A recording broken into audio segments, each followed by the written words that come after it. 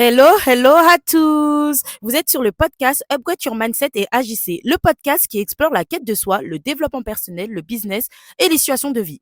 L'objectif ici, vous aider à découvrir qui vous êtes vraiment, à connaître votre potentiel, à incarner pleinement votre être intérieur et à vous lancer dans vos projets avec audace. Rendez-vous chaque lundi à 7 heures pour démarrer la semaine sur une note inspirante. Retrouvez-nous aussi sur Instagram et Facebook, Upgrade Your Mindset et Agissez, un espace d'échange et de discussion. Sur YouTube, suivez-moi, Kumba Upgrade, avec des épisodes chaque dimanche. Si vous avez besoin d'un accompagnement personnalisé sur votre stratégie marketing et opérationnelle, vous pouvez me contacter par email kumbaupgrade@hotmail.com, sur Instagram Kumba Upgrade ou via le Google Form dans la barre de description. Sur ce, passons au vif du sujet.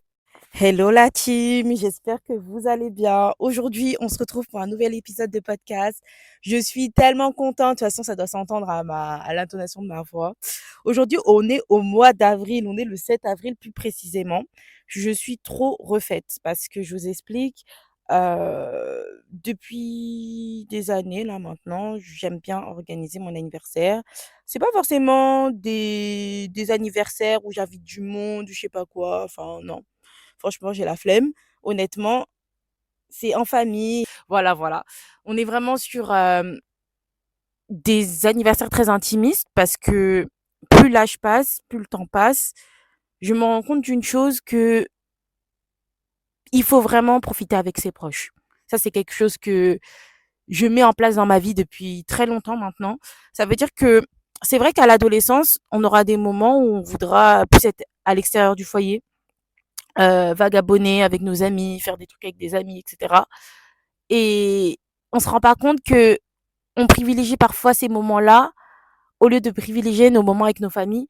Et ces moments-là où on vit avec notre famille, en tout cas les personnes qui m'écoutent là, si vous vivez avec votre famille, profitez avec votre famille. Dites-vous que le jour où on va quitter le foyer, on va plus être avec notre famille. Ça veut dire qu'on va plus jamais vivre cette vie-là avec notre famille, ce lifestyle où on rentre à la maison, ça s'embrouille, ça rigole, ça, il y a des délires de famille. Enfin après, je sais pas, ça dépend comment votre famille elle est et tout. Mais voilà, ça, il y a ce truc-là en fait qu'on n'aura plus parce que on vivra chez nous, on va construire notre famille, on va se marier, on aura des enfants, on va s'occuper plus de notre foyer qu'autre chose. Que tu sois un homme ou une femme, tu t'occupes de ton foyer, hein. C'est pas parce que je suis une femme que voilà, je dis ça.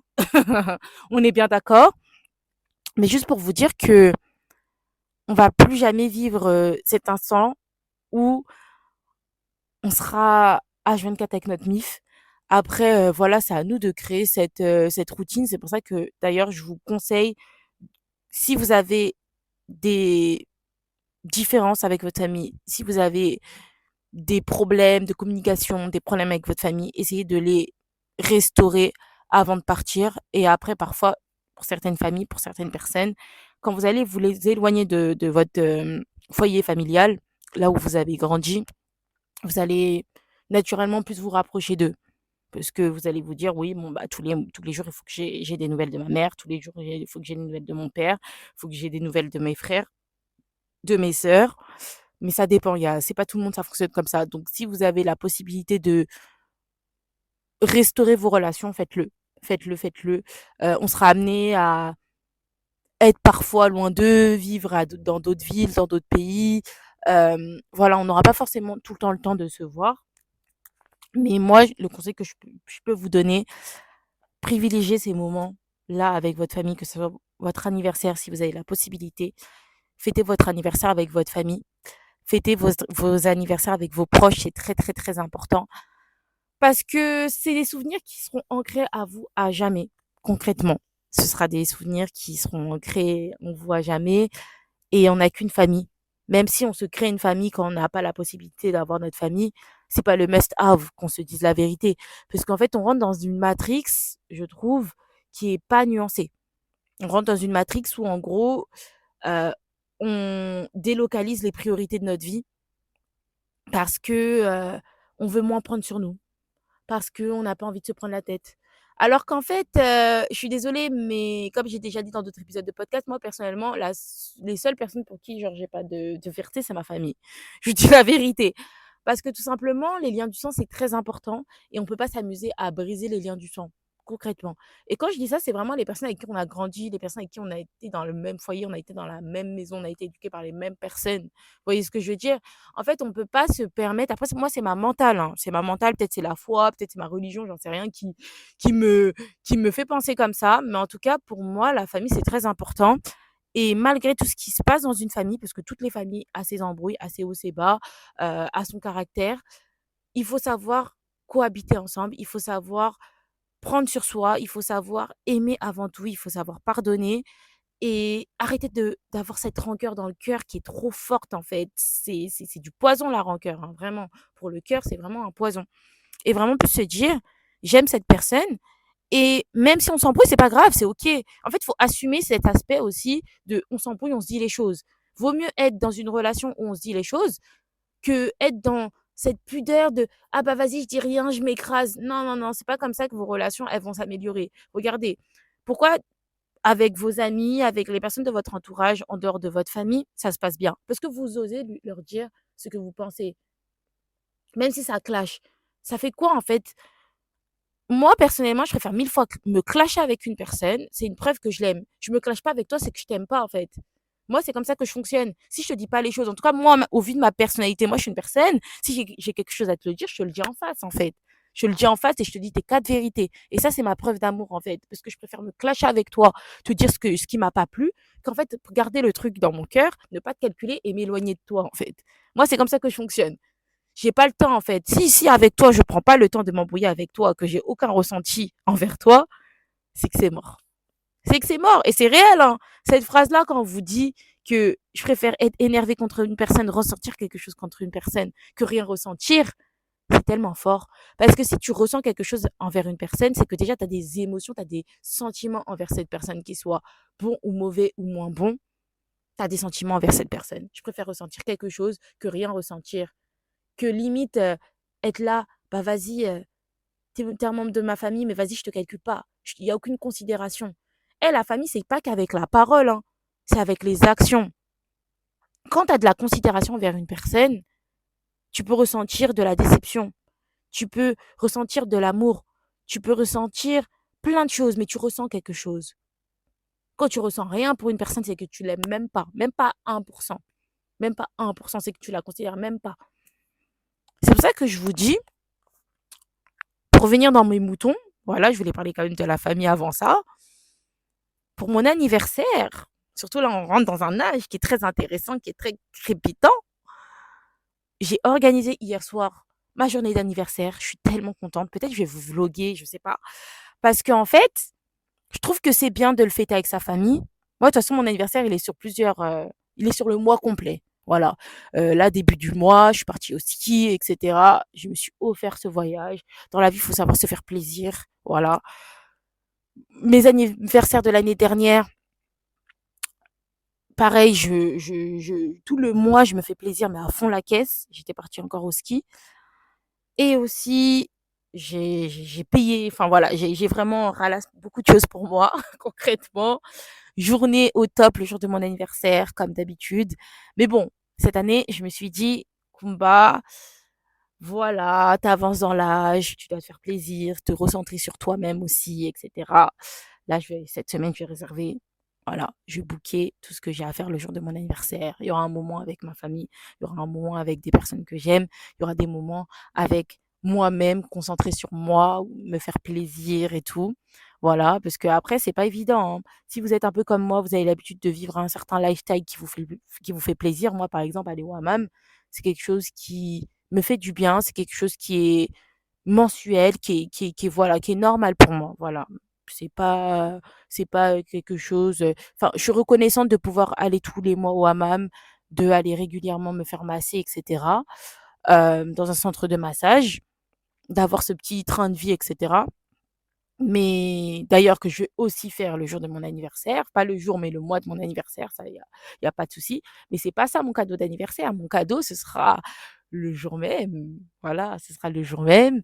Et voilà, juste pour vous dire que prenez le temps de vous organiser un anniversaire digne de ce nom. N'attendez pas des gens. Moi, personnellement, j'attends rien des personnes à part qu'ils viennent le jour de mon anniversaire, concrètement, qu'on puisse festoyer, être heureux, rigoler, bien manger, bien s'amuser.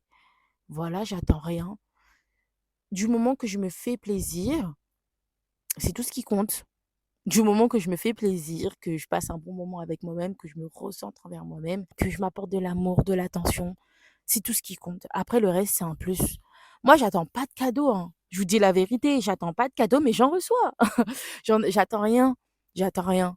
Mais la manière dont je me valorise, bah, c'est normal que les personnes qui sont autour de moi me valorisent aussi, parce que je m'apporte déjà cette chose. J'attends pas qu'on m'offre un cadeau, j'attends pas, j'attends rien. J'attends rien. J'attends rien du tout.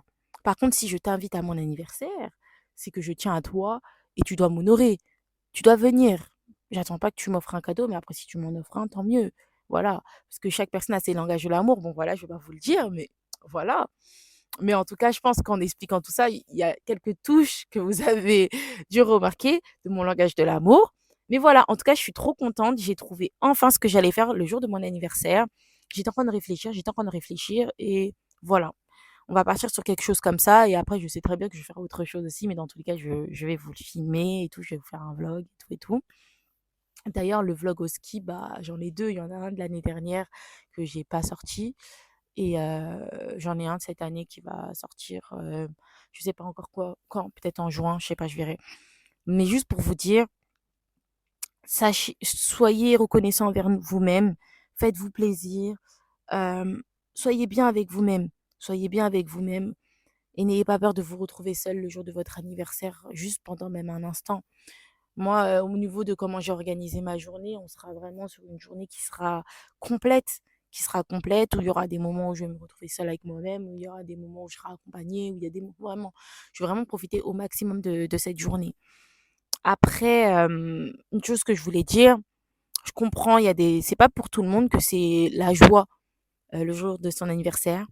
Le jour de son anniversaire, le jour des jours importants pour nous-mêmes, c'est pas évident quand on a perdu des personnes, quand les personnes ne seront pas là le jour de notre anniversaire, qui vivent à l'étranger, qui soient plus de ce monde concrètement.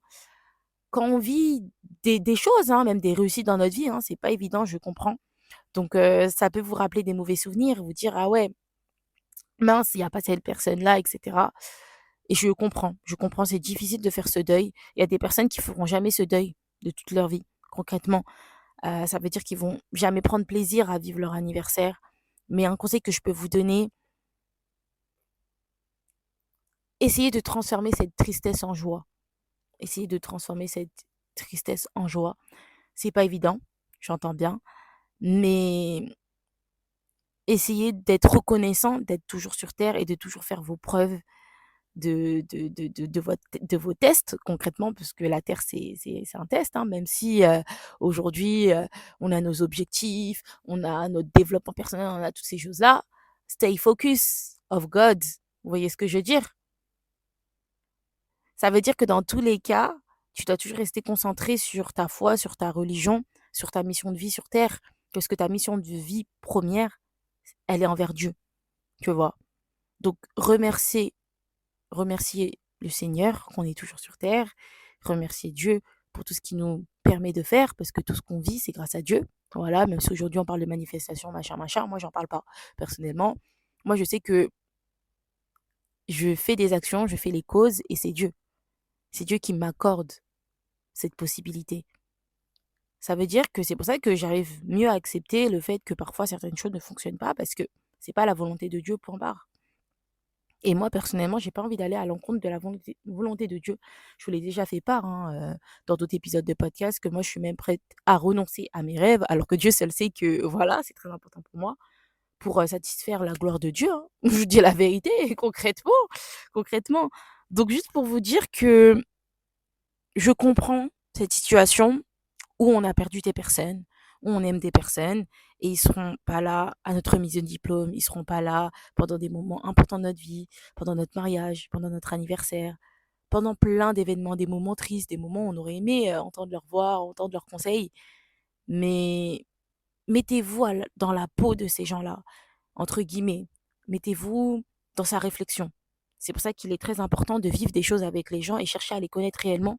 Parce que quand vous sachez Vous savez qui est une personne, vous connaissez un peu ses automatismes, ses manières de réfléchir, etc.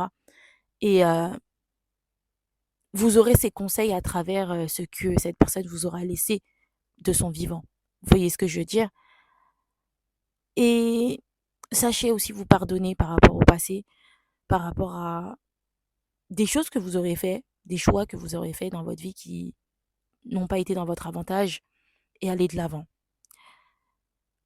Mais tout ça, ça demande bien sûr un exercice sur soi-même. Ça veut dire que voilà, là je suis face à vous, vous m'écoutez, je vous donne des conseils, mais c'est vrai que c'est pas évident de mettre tout ce système en place. Ça demande beaucoup d'exercice, ça demande du pardon, ça demande de l'introspection, ça demande de se faire confiance et de faire une vraie reprogrammation en soi. De ouais, je suis triste, j'ai pas envie de fêter mon anniversaire parce qu'il y a tellement de choses qui m'est arrivé dans ma vie et de passer à je suis contente d'être en vie encore et je peux encore faire mes tests, évoluer, grandir et aussi rendre fiers les personnes qui ne sont plus là. Vous voyez ce que je veux dire? Parce qu'il y a beaucoup de personnes qui vivent aujourd'hui, leur cœur bat, ils respirent, ils avancent, ils marchent, mais ils ne vivent plus depuis la perte d'un membre cher, depuis des événements, depuis des drames, depuis qu'ils ne se pardonnent plus, leur vie elle s'est arrêtée. Donc si toi tu m'écoutes aujourd'hui, j'espère que ces mots t'auront fait du bien, que ces mots vont te permettre de te restaurer d'une certaine manière, c'est-à-dire de te recentrer sur toi, de te rendre compte que tout ça, c'est un message envers toi et toi-même. Qu'est-ce que j'en fais? Ma vie, ça m'appartient. Ma vie, elle est importante et je dois faire les bonnes choses. Et pas partir dans tous les sens sans partir dans ton sens à toi.